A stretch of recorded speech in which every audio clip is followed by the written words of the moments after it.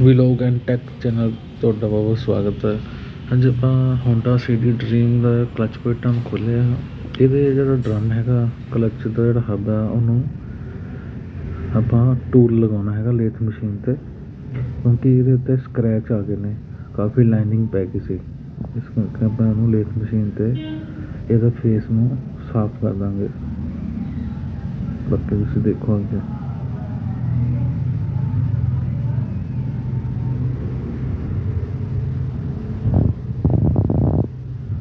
ਦੇਖੋ ਹੁਣ ਇਹਦਾ ਜਿਹੜਾ ਸਰਫੇਸ ਆ ਉਹ ਬਿਲਕੁਲ ਕਲੀਅਰ ਹੋ ਗਿਆ। ਇਹਦੇ 'ਤੇ ਕੋਈ ਲਾਈਨਿੰਗ ਨਹੀਂ ਹੈਗੀ, ਬਿਲਕੁਲ ਸਾਫ਼ ਆ, ਜਿਹਦੇ ਨਾਲ ਆਪਾਂ ਨੂੰ ਪਿਕਅਪ ਪੂਰੀ ਮਿਲੂਗੀ।